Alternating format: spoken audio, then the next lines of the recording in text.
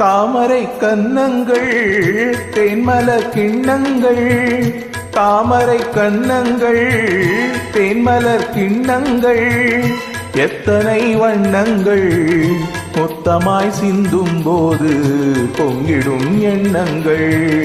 மாலையில் சந்தித்தேன் மையலில் சிந்தித்தேன், மாலையில் சந்தித்தேன் மைய